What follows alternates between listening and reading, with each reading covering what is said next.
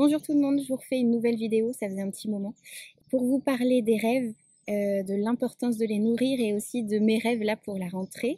J'ai un peu partagé dessus, mais je voulais vous en dire un peu plus et puis laisser l'été œuvrer pour que ça soit plus détaillé à la rentrée.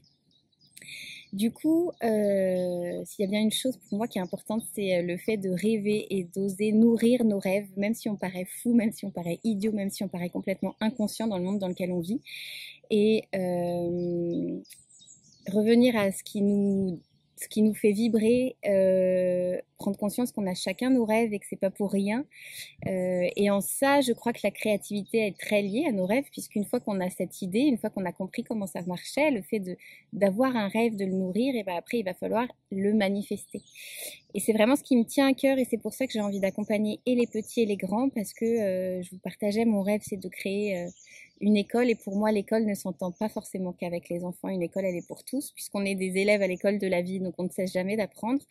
Et j'ai à cœur d'accompagner aussi les adultes, donc ça va être les projets de la rentrée, il y en aura un peu pour tout le monde, les enfants, les ados, les adultes.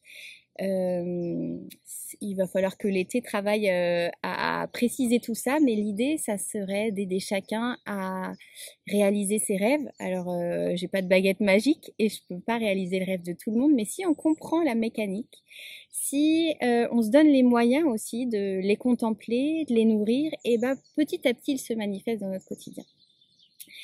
Et pour ça, moi, je sais un de mes ingrédients secrets pour réaliser mes rêves, c'est l'écriture. Il y en a, ça va être la cuisine, il y en a, ça va être la danse et le corps. Il y a vraiment plein d'ingrédients. Je parle vraiment que du mien. Je crois que j'ai passé mon enfance à voir mon père écrire des histoires perdues dans ces mondes, à inventer, imaginer. J'ai toujours trouvé ça hyper normal et hyper fascinant aussi. Et parfois un peu dur d'être exclu de ce monde, parce que vraiment, quand on écrit, il y a certaines personnes qui se mettent vraiment dans leur bulle. Et moi, je sais que j'ai besoin d'être un peu une autiste avec ma musique et mon casque, mais mon père, il avait pas ça, mais il arrivait à se créer une bulle. On pouvait presque la toucher physiquement. C'était assez rigolo. Bon, bref, et tout ça pour dire que j'ai toujours écrit des poèmes, des histoires au président de la République. J'ai beaucoup écrit. Et du coup, j'ai sorti des livres. Alors, ceux qui me connaissent le savent. J'ai écrit mon premier roman que j'ai écrit sans m'en rendre compte. Je crois que le principe parfois des rêves, c'est qu'ils nous font trop peur. Donc, c'est aussi pouvoir peut-être commencer à faire ce qu'on aime sans forcément se mettre une pression immense. Donc, moi, j'ai eu ce roman que j'ai finalisé. Je suis en train d'écrire le tome 2. Et j'ai écrit aussi des petits livres pour enfants, donc des poèmes, un podcast et la grande histoire de la vie qui parle de Dieu aux enfants.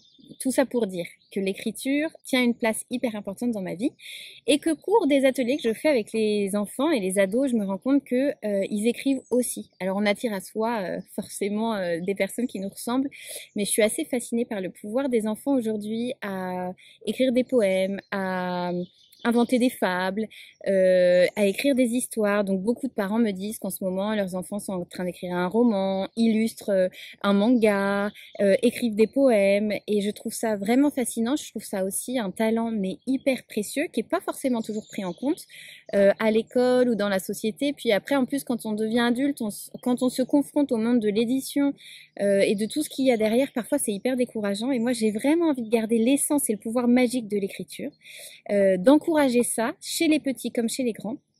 Et du coup, j'ai envie de proposer un projet d'écriture collective pour les enfants, mais peut-être aussi pour les adultes. Je vais voir comment on arrive à combiner tout ça. Que chacun puisse inventer, contribuer à l'écriture d'histoires abracadabrantes qui seraient du coup magiques, extraordinaires, mais qui contribueraient aussi à déployer l'imaginaire et la créativité des enfants.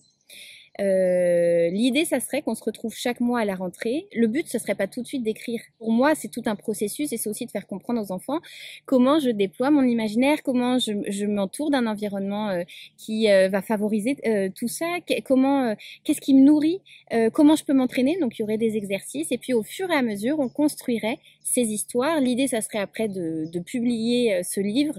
Alors moi, je pensais à de l'auto-édition et je ne gagnerais rien. Et du coup, chaque enfant pourrait se l'acheter, se l'offrir avec son nom dessus. Et puis pourquoi pas peut-être un jour être publiés tous ensemble, ça serait génial. Mais l'idée là, c'est plutôt pour nous, au sein de l'école du Nouveau Monde, d'avoir un peu les talents de chacun rassemblés dans un ouvrage, une œuvre collective. Je me dis qu'on pourrait vraiment faire des choses assez extraordinaires. Du coup, voilà, je vous partage mon idée qui est en train d'émerger, mais comme la rentrée va arriver vite et que l'été a déjà commencé, je trouvais ça important de vous la partager. Il s'agirait donc pour moi de retrouver les enfants une fois par mois. Je trouve que c'est important quand même qu'on arrive à une certaine régularité pour pouvoir se rencontrer. Alors moi, j'aurai le rôle de pouvoir tout harmoniser. Peut-être que certains parents pourront aussi aider leurs enfants et contribuer un petit peu à tout ça.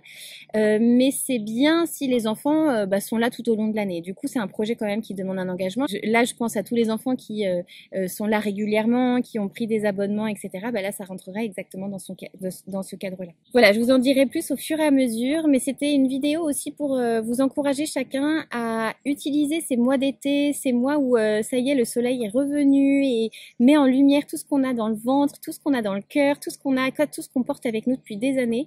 Il est peut-être temps d'accoucher de tout ça, donc rassemblons-nous avec les personnes qui nourrissent les mêmes rêves et osons peut-être manifester un petit peu tout ça dans la matière. Il faut un peu de courage, il va falloir de la persévérance, il va falloir travailler, mais ça vaut le coup, je crois.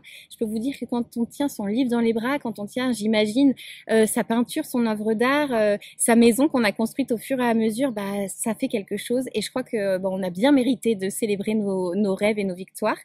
Donc à tous ceux qui souhaitent écrire, je vous encourage à le faire, il n'y a pas besoin de moi, mais s'il y a des enfants ici quelque part qui souhaitent participer à un projet d'envergure pour l'humanité tout entière, ouais, je vais un peu loin, mais je pense que c'est l'idée, n'hésitez pas à nous rejoindre, je pense que ça va être vraiment un beau projet qu'on va construire tous ensemble. Et puis il y aura bien sûr tous les autres ateliers comme d'habitude, et puis je reviens aussi vers les adultes pour proposer autre chose, mais qui sera toujours lié à la créativité.